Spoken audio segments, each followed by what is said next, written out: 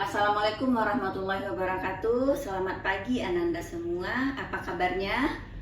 Ibu doakan Ananda selalu dalam keadaan sehat dan dalam keadaan yang sudah siap menerima materi kita pada pagi hari ini. Karena materi kita terkait akuntansi itu Ananda sudah tahu juga dan sudah paham juga bahwasannya materi akuntansi harus fokus, harus bisa menganalisa, harus bisa melogikakan. Makanya Ibu selalu berpesan, tolong kalau untuk materi akuntansinya kita harus fokus dan harus siap menerima materi itu gitu. Sekarang kita masuk ke lembaganya. Masuk ke lembaga keuangan. Apakah itu dia profit maupun non profit. Nah, kalau dia lembaga profit, bagaimana pelaporan keuangannya? Seperti yang kita bahas-bahas sebelumnya gitu. Apakah dia berasal dari jurnal, dari transaksi, terus jurnal, buku besar dan seterusnya, apakah sama seperti itu? Nah, kemarin juga Ibu udah jelaskan bahwasannya proses penyusunan itu sama ya. Kalau yang membedakan adalah transaksinya.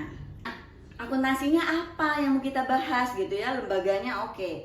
Lembaganya Basnas. Terus akuntansinya apa gitu. Nah, kita fokus ke dua ini. PSAK 101 dan PSAK 109. Di PSAK 101 ini coba kita lihat di sini. Di PSAK 101 ini dia berbicara bagaimana penyajian laporan keuangannya, sementara PSAK 109 bicara bagaimana akuntansinya gitu. Akuntansinya otomatis terkait dengan pengakuan, pengukuran gitu ya, pengungkapan gitu. Terkait di situ ya. Nah, ini pertama kita lihat dulu dari segi pengertian. Zakat adalah harta yang wajib dikeluarkan oleh seorang muslim atau badan usaha untuk diberikan kepada yang berhak menerimanya sesuai dengan syariat Islam. Jadi, zakat itu sesuatu hal yang wajib kita keluarkan kalau kita udah memenuhi kriteria udah membayar zakat gitu ya. Nah, sementara infak adalah harta yang dikeluarkan seseorang di luar dana zakat atau badan usaha di luar zakat untuk kemaslahatan umum. Jadi infak ini berbeda dengan zakat. Kalau zakat otomatis dari penyalurannya aja udah sesuai dengan syariat Islam. Kalau infak itu lebih bebas. Jadi infak adalah uang yang kita berikan kepada pihak lain. Artinya penyalurannya nanti terserah gitu kan, asalkan tepat sasaran gitu, beda dengan zakat. Sementara sedekah itu bisa berupa uang, bisa berupa non uang gitu. Jadi istilahnya kita mengenal istilah selama ini senyum ada itu sedekah gitu ya. Membuang sesuatu yang berbahaya di jalan itu juga sedekah gitu ya. Ya, jadi sedekah ini bisa uang, bisa dalam bentuk non uang. Nah, mustahik di sini adalah orang-orang berhak menerima zakat. Ya, nanti kita lihat mustahiknya siapa aja. Terus lembaga amil zakat yang disingkat dengan LAS adalah lembaga yang dibentuk masyarakat yang memiliki tugas membantu pengumpulan. Nah, ini peran zakat, pengumpulan, pendistribusian dan pendayagunaan zakat gitu ya. Nah, sementara UPZ, nah itu ada di suatu organisasi atau di suatu unit yang tugasnya membantu misalnya Basnas ke organisasi suatu misalnya perguruan tinggi gitu ya. Di sana ada UPZ yang membantu menghimpun dana untuk zakat tersebut.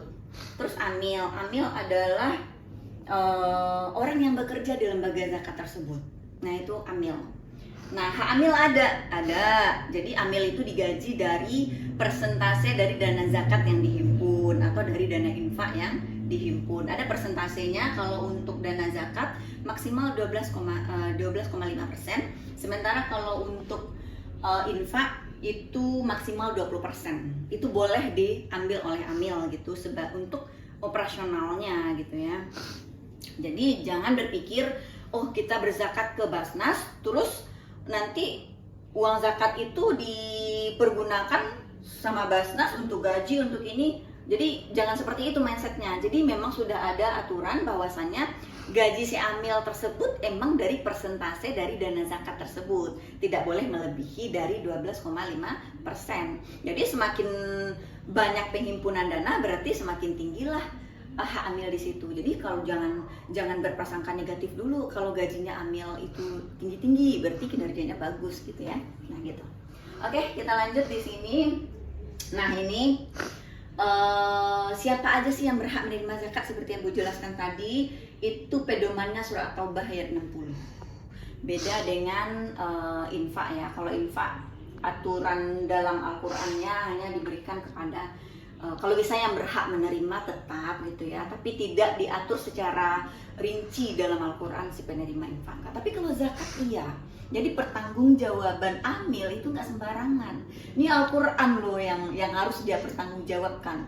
Seandainya amil kilaf memberikan atau dia dengan sadar memberikan kepada yang bukan 8 ini, dosanya amil yang nanggung gitu. Jadi jangan serta-merta kalau kita bekerja di zakat, oh tetangga kita dapat, oh ponakan kita dapat. Ya lihat dulu dia memenuhi kriteria ini atau tidak gitu ya. Jadi ini perlu diperhatikan. Tanggung jawab amil itu bukan hanya ke manusia tetapi juga kepada Allah. Oke, kita cepat aja. Nah, lanjut kita udah masuk ke inti nih. Nah, kita udah masuk ke inti, di mana yang kita bahas adalah pelaporan keuangan untuk lembaga Basnas. Nah, bagaimana pelaporan keuangannya? Apa aturannya? Di mana kita melihat, nyusun laporan keuangan, kira-kira apa aja sih yang perlu kita perhatikan gitu ya? Nah, salah satunya yang pertama itu Fatwa MUI nomor 8 tahun 2011 itu tentang amil zakat. Nah, silahkan dibaca tentang amil zakat. Bagaimana proses perekrutan amil zakat misalnya dan segala macam terkait amil zakat, silahkan lihat Fatwa MUI. Terus Fatwa MUI nomor 15 tahun 2011 tentang penarikan, pemeliharaan dan penyaluran harta zakat. Nah, silahkan dibaca. Ibu nggak menjelaskan secara rinci ya. Nah, Ibu akan lebih fokus ke akuntansinya nanti. Kalau kita bahas semuanya, seperti Ibu jelaskan, durasi kita nggak cukup. Pertama kita memperlihatkan saja kalau PSAK 101 ini penyajian. Kalau kita bicara penyajian, apa yang kebayang? Seperti yang gue jelaskan sebelumnya, kalau kita bicara penyajian, kita bayangkan itu laporan keuangannya, bentuk laporan keuangannya, apa elemen-elemen laporan keuangannya. Itu yang perlu kita bayangkan gitu ya. Oke, nah komponen-komponen laporan keuangan Basnas. Coba dilihat di sini ada laporan posisi keuangan. Nah ini sama laporan lembaga lain juga punya laporan posisi keuangan, tapi yang berbeda nanti akun-akunnya akan berbeda ya. Namanya sama, masih laporan posisi keuangan. Terus laporan perubahan dana. Nah ini berbeda ini kalau di lembaga perbankan misalnya laporan laba rugi penghasilan komprehensif misalnya begitu. Kalau untuk kalau koperasi masih ya laporan laba rugi, kalau dulu namanya kan laporan SAU gitu ya. Nah sekarang ini laporan perubahan dana, karena memang dia tidak melaporkan laba gitu ya, karena dia hanya melaporkan perubahan dananya. Dana yang diterima tahun ini sekian, dana yang disalurkan tahun ini sekian, selisihnya sekian, hanya melaporkan sifatnya, karena nggak ada untung rugi di situ ya, nggak ada untung rugi. Terus laporan arus kas ini sama dengan lembaga lain juga punya laporan arus kas, laporan perubahan aset kelolaan. Nah ini tambahan satu lagi ya. Nah laporan perubahan aset kelolaan, apa itu aset kelolaan nanti kita bahas. Terus yang terakhir adalah catatan atas laporan keuangan. Jadi apa itu catatan laporan keuangan? Jangan sampai nggak tahu lagi, karena Ibu udah berkali-kali mengulang-ulang itu catatan atas laporan keuangan. Jangan sampai nggak tahu. Ya, merupakan informasi-informasi penting terkait dengan akun-akun yang ada dalam laporan keuangan gitu ya. Nah ini bentuknya. Kalau laporan posisi keuangan untuk badan zakat gitu ya, ada aset lancar, ada kas dan setara kas. Nah piutang dimaksud di sini nanti Ibu jelaskan gitu ya, bukan piutang yang kita artikan sama dengan piutang pinjam meminjam, bukan ya, nanti Ibu jelaskan. Terus ada surat berharga kalau ada gitu ya. Terus di aset tetap ada nanti akumulasi penyusutan dan ada nilai buku aset, ini juga sama. Terus liabilitas jangka pendek, nah ini Ibu jelaskan juga nanti ada liabilitas jangka pendek itu yang dimaksud apa, bukan utang biasa ya. Nah biaya yang masih harus dibayar, nah liabilitas jangka pendek lainnya, liabilitas imbalan kerja. Nah yang berbeda sebenarnya ini nih, sebenarnya ini jarang transaksi seperti ini jarang terjadi ya, tapi ya selalu ada ini saldo dana. Nah di sini dijelaskan dana zakat saldonya berapa, dana infak atau sedekah saldonya berapa tahun ini gitu ya, dana amil saldonya berapa. Nah itu saldo dana. Kalau di lembaga keuangan lain kan kita bahas ekuitas gitu ya. Nah ini nggak bicara itu, kita bicara berapa sih sisa dananya, itu maksudnya. Soalnya sisa dana zakat dihimpun berapa, disalurkan berapa, sisa segini gitu ya. Misalnya infak diterima segini, kita salurkan segini, sisanya segini gitu ya, itu maksudnya. Nah data ini akan diperoleh dari laporan perubahan dana. Nah laporan perubahan dana berasal dari laporan perubahan dana. Nah ini dijelaskan, misalnya dana zakat diterima berapa, diterima dari siapa aja. Ini bisa kita lihat, diterima dari, oh ini nggak hidup ya, oh ini, nah ini. Nah diterima dari dana muzaki entitas berapa, muzaki individu berapa, atau ada zakat fitrah berapa total penerimaan zakat kita, itu dijelaskan. Nanti pengeluarannya untuk apa? Nah, pengeluaran untuk fakir miskin, riqab, gharim, mu'allaf, sabilillah dan segala macamnya, ya, termasuk amil di sini juga. Nah, lanjut. Nah, begitu juga dapat saldo akhir. Nah, kita masukkan dulu saldo awal tahun lalu. Saldo awal tahun lalu berapa? Kita terima tahun ini berapa? Kita totalkan sehingga berapa keluar tahun ini, segini loh sisanya. Nah, sisanya ini yang nantinya masuk ke sini, dana zakat. Nah, begitu juga dengan infak sedekah. Berapa infak sedekah yang diterima tahun ini, berapa penyaluran infak sedekahnya, terus kita tambahkan dengan saldo awal tahun lalu, berapa sisanya. Dapat sisanya, ini yang kita salinkan ke laporan posisi keuangan bagian infak sedekah. Begitu juga dengan dana amil. Nah, ini mana dana amil? Ini. Nah, berapa penerimaan dana amil? Penerimaannya jelas ya, dari zakat, misalnya dari infak sedekah, atau ada dari hibah, atau dari penerimaan bagi hasil gitu ya. Nah berapa semua penerimaannya, nanti kita kurangi dengan pengeluarannya, berapa saldo awal tahun lalu. Nah sehingga kita tambahkan dapat saldo akhir. Nah saldo akhir ini kita pindahkan ke laporan posisi keuangan di bagian dana amil, ya, paham ya? Nah itu untuk penyajian laporan keuangannya. Nah kalau penyajiannya gampang, ada masalah. Yang paling salah nanti akuntansinya pusing, ya. Oke, kita masuk ke laporan arus kas. Kalau laporan arus kas, ya sama lah dengan laporan keuangan lainnya. Nggak perlu kita, penting lihat aja lah. Oke, ini laporan perubahan aset kelolaan. Nah di sini aset kelolaan nanti ibu kita akan fokuskan nanti supaya kita semua juga akan paham apa itu aset kelolaan gitu ya, karena pemahaman banyak masyarakat tentang aset kelolaan ini memang agak ini ya, agak simpang siur gitu. Mari kita luruskan nanti. Nah masuk aja kita ke akuntansinya karena udah keterbatasan waktu kita. Masuk kita ke akuntansinya yaitu PSAK 109.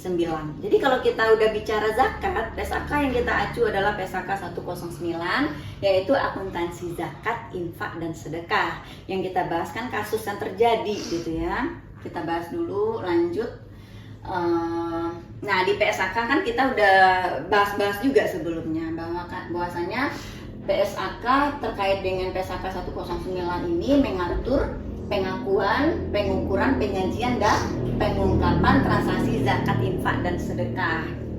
Nah, ruang lingkupnya berlaku untuk amil yang menerima dan menyalurkan zakat, infak, sedekah. Wajib untuk amil yang mendapatkan izin dari regulator, kayak lembaga Basnas gitu ya. Dia wajib mengacu kepada PSAK 109. Tetapi ini kita baca yang poin 2. Tidak berlaku untuk entitas syariah yang menerima dan menyalurkan zakat, infak, sedekah, tetapi bukan kegiatan utamanya. Misal, lembaga keuangan syariah, dia kegiatan utamanya kan bukan menerima dan menghimpun dana zakat. Itu kan hanya kegiatan sampingan dia. Nah, dia boleh menggunakan PSAK 109, boleh tidak gitu ya. Sifatnya hanya pilihan. Karena yang diwajibkan untuk PSAK 109 hanya bagi lembaga yang benar-benar lembaganya menghimpun dan menyalurkan dana zakat. Oke. Lanjut kita, kalau siklus akuntansinya kan dari pelajari juga ya sebelumnya, mulai dari transaksi, bukti, jurnal, buku besar, acara itu dan laporan keuangan. Kita masuk ke transaksi zakatnya aja.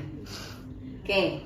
Nah, kita masuk ke perlakuan akuntansinya. Nah, perlakuan akuntansinya kita lihat di sini pengakuan dan pengukuran awal. Kita udah bahas ya pengakuan dan pengukuran itu seperti apa. Ibu nggak mau ulang lagi. Nah, di sini coba kita baca. Ini ada bukunya, buku standar akuntansinya PSAK 109.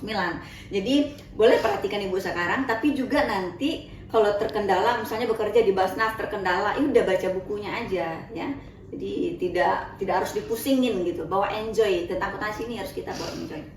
Nah, terkait di sini apa yang kita bahas? Pertama, coba perhatikan penerimaan zakat diakui pada saat kas atau aset non kas diterima. Zakat yang diterima dari muzaki diakui sebagai penambah dana zakat. Jadi kita mencatat ada dana zakat masuk, kita catat. Kapan kita catat? Pada saat dia diterima. Kalau hanya baru dijanjikan, Bu, saya mau berzakat, Bu, tapi baru hanya telepon, ya jangan dicatat dulu. Ya, kalau udah diterima uangnya itu baru kita catat. Nah, kita akui sebagai apa? Apakah sebagai penambah dana zakat, penambah dana infak sedekah, penambah dana amil? Ya jelas lah kalau orang membayar zakat, kita jadikan dia penambah dana zakat. Kita akui sebagai penambah dana zakat. Tapi kalau dia berinfak sedekah, baru kita akui sebagai penambah dana infak sedekah gitu. Nah, bagaimana jumlah yang diterima jika dalam bentuk kas? Jadi kita catat, misalnya orang berzakat 500.000, berarti kita catat 500.000. Nah, itu nggak ada masalah. Yang bermasalah adalah jika dia bentuknya non kas.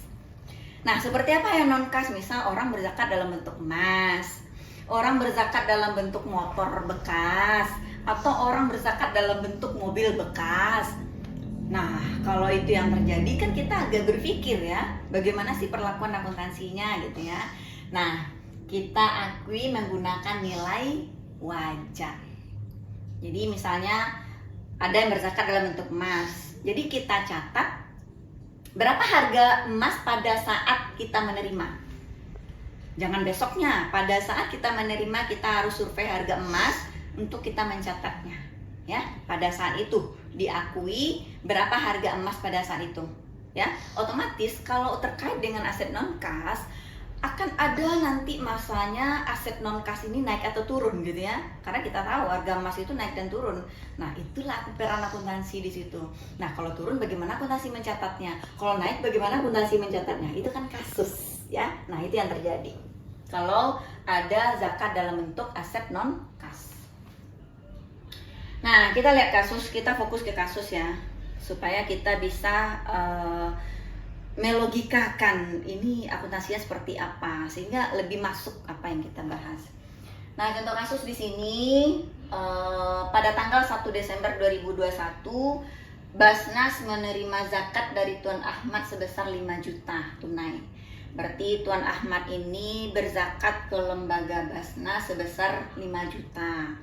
Pada saat itu dia juga berzakat dalam bentuk emas, berarti aset non kas sebesar 20 gram. Nah, di kasus dijelaskan bahwa nilai wajar emas itu adalah 500.000 per gram, sehingga totalnya sebesar 10 juta. Berarti harga emasnya 10 juta, uang kas yang dia serahkan 5 juta. Berarti total bapak si Ahmad ini berzakat adalah 15 juta. Nah, di kasus dijelaskan juga langsung bahwasannya dipotong langsung untuk hak amil 10%. Nah, tadi Ibu katakan hak amil kan maksimalnya tadi Ibu jelaskan 12,5%. Nah, berarti kalau di bawah itu kan berarti amilnya banyak uang kali ya. Nah, boleh 10%. Bahkan nggak diambil juga nggak apa-apa kalau amilnya mau bersedekah juga di sana dalam bentuk jasa gitu ya. Nah, di sini dia mengambil hak amilnya 10%. Tadi Ibu jelaskan maksimalnya 12,5. Tapi di bawah 12,5 itu lebih bagus kan begitu. Oke, nah bagaimana akuntansi mencatatnya atau bagaimana akuntansi menjurnalnya? Nah, ini. Kalau kita bicara jurnal, udah paham ya, mana debit, mana kredit kita udah paham. Ibu nggak jelaskan itu lagi. Kita langsung aja menjurnalnya masuk ke kasus. Oke, pertama, itu kita menerima uang tunai gitu ya. Yang kita terima dana zakat. Otomatis yang bertambah adalah kas zakat. Kas zakat bertambah sebesar 5 juta. Terus debitnya apa lagi? Debitnya adalah aset non kas. Berarti kas bertambah, aset non kas juga bertambah. Berarti harus ada kreditnya supaya dia balance. Ya, akuntansi ini kan balance ya. Kalau nggak balance berarti nggak benar itu ya. Begitu juga dengan hidup harus seimbang gitu ya.